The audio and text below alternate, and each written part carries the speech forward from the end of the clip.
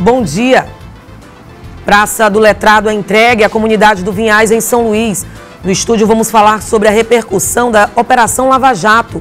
Lei do desmonte pode diminuir roubo de carros no Maranhão. E mais as dicas para o fim de semana na agenda cultural. 18 de março de 2016, o Bom Dia Maranhão já está no ar.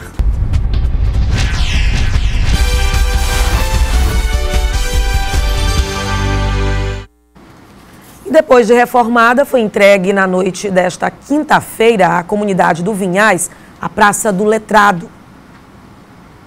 A Praça do Letrado fica no coração do Vinhais. E o coração dos moradores do bairro se encheram de alegria na noite dessa quinta-feira. Quem diga a viúva do senhor Letrado, que leva o nome do espaço. Dona Dedé, como é mais conhecida, não segurou as lágrimas durante a inauguração da nova praça. Não tinha nada, toda depredada, botava um circo, botava um parque aqui, não tinha nem para onde, como a gente caminhar. E foi uma glória que Deus nos deu, colocar o professor Lisboa no nosso caminho, para através dele a gente conseguir essa beleza que nós temos agora. A reinauguração da Praça do Letrado contou com a presença da comunidade, além de lideranças políticas. A revitalização foi promovida pela Prefeitura de São Luís. Hoje nós estamos fazendo a entrega e homenageando também a viúva do seu Letrado, que dá nome à praça, né? A família que está muito feliz e toda a comunidade que ganha um espaço revitalizado para poder ter um espaço de lazer e poder ter um espaço de divertimento com seus familiares. Um sonho antigo da população. A praça foi inaugurada na década de 90 e por mais de 15 anos foi perdendo as características de um espaço de lazer. Hoje a população volta a aproveitar o lugar com ânimo renovado. Para o que era, está excepcional. Para a praça que eu cheguei aqui há 30 anos atrás, aqui era só um terreno baldio. E agora? E agora está um exemplo de coisa. A Praça do Letrado também conta com espaços para a prática de esporte, como essa quadra, por exemplo. E logo após a inauguração, o pessoal aproveitou para jogar um basquete. Trazer as famílias de volta para esses espaços é fundamental para a transformação da cidade. Então nós estamos fazendo cidade, nós estamos construindo uma cidade melhor para que as pessoas que estavam dentro de suas casas possam desfrutar daquilo que é seu, que é a urbe, que é a cidade. A Praça do Letrado está situada na Avenida 2 do bairro do Vinhais e tem uma área de quase 10 mil metros quadrados. Convidamos a comunidade aqui do Vinhais, o bairro do Vinhais, para curtir essa nova praça inaugurada hoje pelo prefeito Edivaldo Holanda Júnior. E olha só, 9 deputados do Maranhão irão compor a comissão especial que vai analisar o pedido de impeachment da presidenta Dilma Rousseff. Os eleitos foram conhecidos ontem e na lista tem 3 titulares: João Marcelo, do PMDB, o Everton Rocha, do PDT e Júnior Marreca, do PEN. E a repercussão da 24ª fase da Operação Lava Jato, com a condução coercitiva do ex-presidente Lula à Polícia Federal e a nomeação e suspensão de posse dele ao cargo de ministro-chefe da Casa Civil, vem gerando comoção e dúvidas entre a população brasileira. Recentemente, até uma conversa telefônica foi divulgada sob autorização da Justiça. Alô? Alô? Lula, deixa eu te falar uma querida. coisa. Seguinte, eu tô mandando o Bessia junto com o papel para a gente ter ele e só usa em caso de necessidade, que é o termo de posse. Tá? Ah, tá bom, tá bom. Só isso, você espera aí que ele tá indo aí. Tá bom. Tchau. Tchau, querida. E olha só, a divulgação desse grampo entre a presidenta Dilma e o ex-presidente Luiz Inácio Lula da Silva vem gerando debate principalmente nos meios jurídicos sobre a legalidade da ação autorizada pelo juiz federal Sérgio Moro. Sobre esse assunto, eu converso agora com o advogado criminalista Armando Cerejo. Bom dia, seja muito bem-vindo ao Bom Dia Maranhão. E a gente começa falando dessa condução coercitiva do ex-presidente Luiz Inácio Lula da Silva. Ela foi legal? Bom dia, Eliane. Bom dia, telespectadores do jornal Bom Dia Maranhão. Bom dia a todo o Maranhão. Eliane, o que nós temos que ter em mente inicialmente é que, para se falar em processamento, processamento penal de um acusado, nós temos que ver que nós estamos regidos pelo Estado Democrático de Direito. Ou seja, toda e qualquer ação policial ou do Poder Judiciário, ela deve ser regida pelas regras processuais e pelas regras constitucionais. O que aconteceu no caso da condução coercitiva do presidente Lula? O Código de Processo Penal, no artigo 260, diz que, em caso de condução coercitiva, se o acusado não atender à intimação para o interrogatório, reconhecimento ou qualquer outro ato que sem ele não possa ser realizado, a autoridade judicial poderá mandar conduzi-lo à sua presença. O que se observa é que não ocorreu uma intimação pretérita do ex-presidente Lula para que pudesse dar ensejo a essa condução coercitiva. E o que nós temos observado? Nós temos observado que, como advogados criminalistas, que a Polícia Federal, junto com o Ministério Público Federal e o Poder Judiciário Federal, que, em regra, nas operações, quando deflagradas as operações contra muitos acusados, o que tem feito? Eles têm determinado, os juízes federais têm determinado a condução coercitiva de todos os investigados simultaneamente. E isso é feito com um único fim específico, que é de evitar que haja um acerto antes, algum acerto entre os acusados, com um efeito surpresa. Mas quando ele indica, inclusive, que estava disponível durante todo o tempo, ele afirmou que estava disponível para essas investigações, mesmo assim, essa condução coercitiva, ela se faz legal? O que aconteceu? A condução coercitiva no caso em apreço, ela foi muito específica. A Polícia Federal foi à casa do ex-presidente Lula e, chegando lá, fizeram a busca e apreensão e, logo após, ele foi convidado a comparecer à delegacia. A ordem do juiz Sérgio Moro foi tão somente se ele se negasse a ser conduzido, ou seja, a seguir a autoridade policial à delegacia, é que ele deveria ser conduzido coercitivamente. Certo. Okay? Então, ele foi por livre e espontânea vontade. Se ele se negasse a ser conduzido, aí ele teria que ser feito coercitivamente. Tanto que ele não foi algemado, ele não foi usada nenhuma violência contra ele, nenhuma condução. Um outro ponto também que as pessoas estão discutindo muito é com relação à gravação, né, o grampo, em várias conversas entre a presidenta Dilma e o ex-presidente Lula. Esse grampo, ele foi legal ou ele foi arbitrário? Eliane, em relação ao grampo, a questão é muito simples. O grampo, ele foi legal. Por quê? Foi autorizado por uma autoridade judicial competente, ele tinha legitimidade, ele é o presidente, ele que preside a Operação Lava Jato. O que acontece? O ex-presidente Lula, como alvo da investigação, ele, vez ou outra, ele conversava com autoridades, com ministros, com a presidente Dilma, conversava enfim, com autoridades. Essas autoridades, pela questão do foro de prerrogativa de função, elas só podem ter os seus telefones interceptados por autorização do Supremo Tribunal Federal. O que acontece? As interceptações realizadas em relação ao ex-presidente Lula foram legais e legítimas, ok? Isso não há que se discutir. No entanto, a divulgação dessas interceptações telefônicas, desses diálogos entre Lula e autoridades com prerrogativa de função, certo? Elas são legais. No entanto, não poderiam ter sido divulgadas, ok? Sem autorização do Supremo Tribunal Federal. Essa divulgação, de alguma forma, ela pode influenciar, principalmente nesse processo, a opinião pública, por exemplo, pode influenciar e pode mudar os rumos, inclusive, dessa investigação, ou aumentar as chances de uma possibilidade aí de impeachment, por exemplo? Eliane, o que nós observamos? Nós observamos o seguinte, que a questão desse vazamento, dessa divulgação desses diálogos, ele traz uma consequência muito mais política do que jurídica, né? Ou seja, com a divulgação desses áudios, o que se observou foi a exposição visceral da intimidade da República, dos representantes da República. Então, isso certamente vai ter uma repercussão.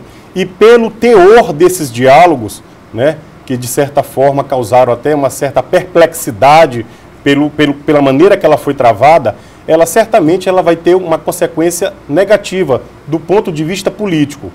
Agora, do ponto de vista jurídico, nós não conseguimos observar nenhum prejuízo, nenhuma consequência mais grave. Ok, eu conversei com advogado criminalista Armando Cerejo. Obrigado pelas informações. Bom dia para o senhor. Bom dia. E olha, a gente vai para um rápido intervalo e na volta a gente fala sobre a lei do desmonte, que pode diminuir roubo de carros no Maranhão.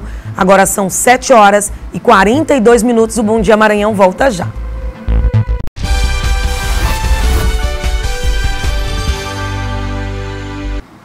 De volta com o Bom Dia Maranhão, agora a gente fala de economia.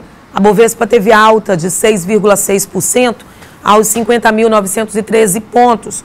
O dólar teve queda de 2,29%, cotado a R$ 3,65. O peso argentino teve queda de 5,18%, cotado a 24 centavos. O euro também teve queda de 2,79% e vale R$ 4,08. Autoridades discutem com a sociedade civil a implantação de uma lei que trata sobre o desmonte de carros. Esse mercado negro tem crescido em todo o estado à medida que crescem também os roubos de veículos em todo o Maranhão. Essa estudante, que prefere não ser identificada, lembra da experiência traumática que viveu ano passado, quando o carro dela foi levado por criminosos. E eles portavam armas mesmo de grosso calibre. E isso assustou tanto eu quanto as pessoas que estavam comigo no veículo e pessoas que passaram depois, né, que se livraram deles, mas infelizmente eu fui o alvo do assalto. Felizmente, o veículo foi localizado em menos de 24 horas. Em todo o Maranhão, 3.384 carros e motos foram roubados em 2015. Os números representam um aumento de 12% no comparativo com 2014. Somente na capital maranhense foram registrados 2.138 roubos de veículos ano passado. Na maioria dos casos, os automóveis são levados para desmanche. Depois de desmontadas, as peças são ilegalmente revendidas. São Luís está sediando um seminário que trata justamente sobre a lei do desmonte. No estado de São Paulo, a lei do desmonte foi implantada no ano de 2014. Inicialmente, a intenção era reduzir drasticamente casos de latrocínio, roubo seguido de morte. Na maioria dessas ações, motoristas eram executados e os carros encaminhados para desmanche. Com a efetivação desta medida, componentes de automóveis passaram a ser cadastrados e automaticamente rastreados a partir de um código. Em menos de 2 anos, esse tipo de crime em São Paulo caiu cerca de 20%. Itens de segurança não pode ser comercializado. Coisa que no desmonte clandestino comercializava qualquer peça de segurança. Por exemplo, amortecedor, freio, direção. Então você, consumidor, não conhecendo, você poderia comprar uma peça de segurança e colocar no seu veículo, colocando em risco a sua vida e dos seus familiares.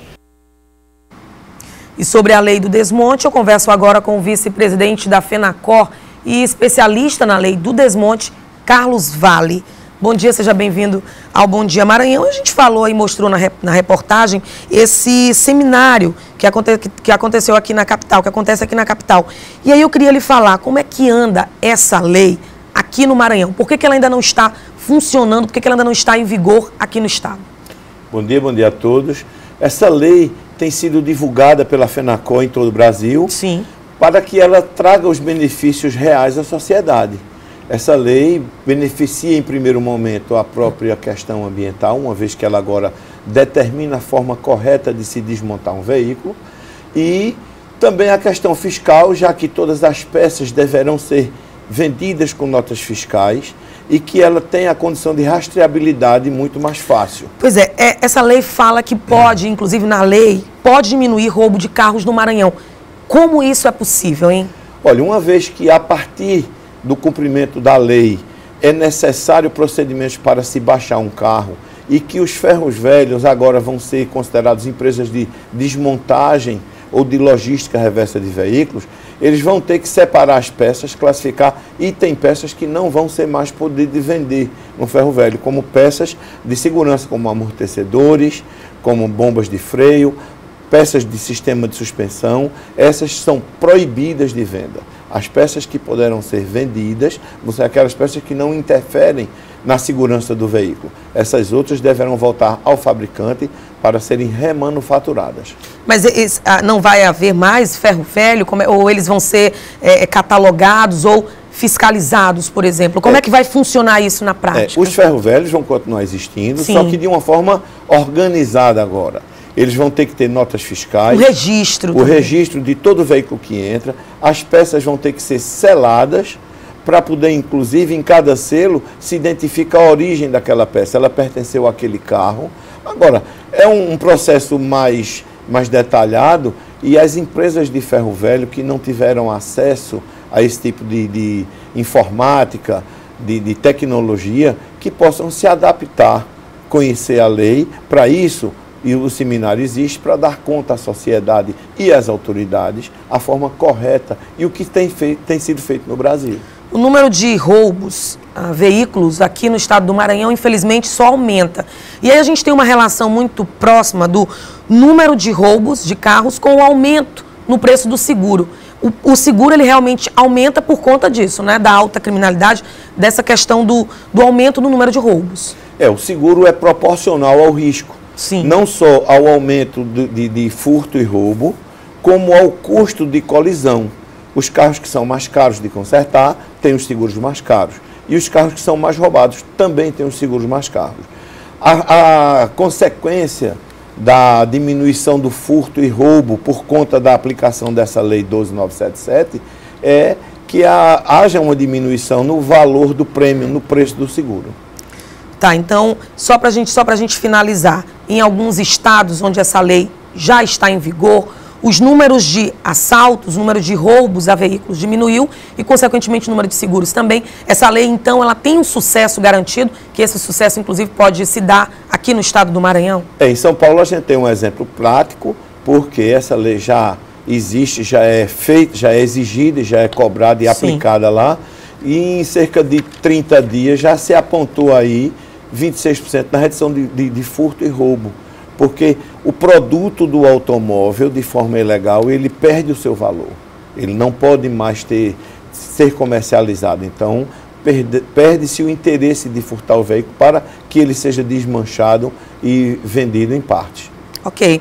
Eu conversei com o Carlos Vale, que é presidente da FENACOR e também especialista na lei do desmonte. Mais uma vez, muito obrigada pelas informações aqui do Bom Dia Maranhão, ok? Bom dia para o senhor. Muito obrigado, bom dia a todos. E a gente vai para um rápido intervalo e a seguir tem agenda cultural e as dicas de diversão para o fim de semana. 7h52, eu volto já.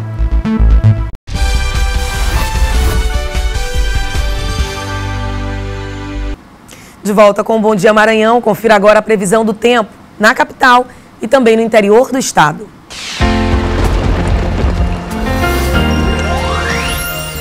A aproximação da zona de convergência intertropical ajuda a espalhar muitas nuvens sobre o Maranhão. Pode chover forte em várias áreas. No sertão e na costa leste, previsão de chuva rápida. Em Bacabal, as temperaturas podem variar entre 23 e 32 graus. Em Pinheiro, 25 a mínima e 32 a máxima. Na capital, São Luís, a previsão é de oscilação entre 25 e 31 graus. E o Motoclube é o campeão do primeiro turno do Campeonato Maranhense e garante agora a vaga na Copa do Brasil e do Nordeste. A partida de ontem, realizada no estádio Castelão, foi bem emocionante. O Papão empatou o jogo contra o MAC em 1-1. E fique agora por dentro das dicas da agenda cultural para o fim de semana. Olá, confira as melhores dicas de lazer para animar o seu fim de semana. Fique ligado, a agenda cultural começou.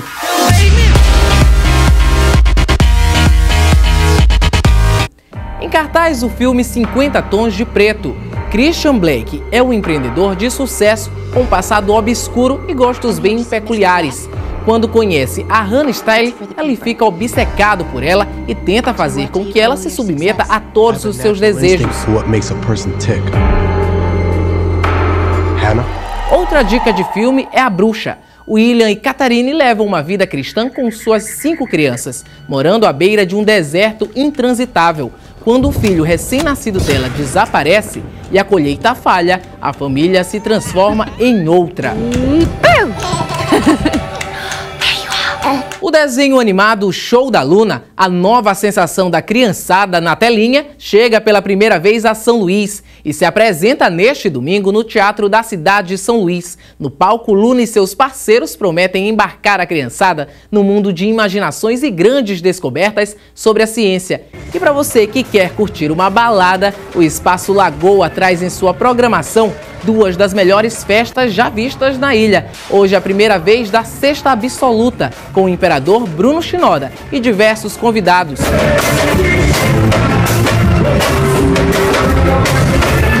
Amanhã, na tabacaria Big Joy, tem discotecagem com o DJ Pedrinho Dreadlock.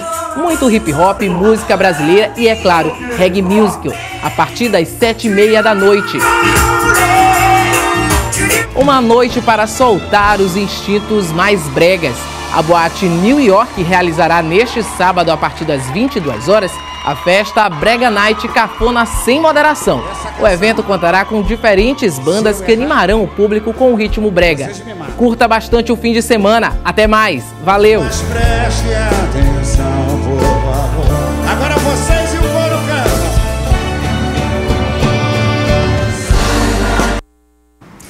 E a cidade de Primeira Cruz vai receber o Travosa Surf Camp. O evento vai acontecer em abril e será realizado entre as praias de Travosa e Baleia. E olha só, você pode participar do nosso jornalismo enviando fotos, vídeos e também denúncias. O nosso número é o 991823798. Siga a TV Difusora no Instagram, @DifusoraTV. Acompanhe também o idifusora.com e as principais notícias do Maranhão. E o Bom Dia Maranhão termina agora. Outras notícias, assim como as reportagens e as entrevistas exibidas na edição desta sexta-feira, você acompanha no nosso portal idifusora.com. As reportagens completas, daqui a pouquinho também você pode conferir no nosso portal idifusora.com, assim como a agenda cultural com as principais notícias e informações de tudo que vai acontecer no final de semana, os principais agitos. O Bom Dia Maranhão de hoje termina agora. Uma ótima sexta-feira, um bom final de semana para você e até a próxima segunda-feira, se Deus quiser. Até lá!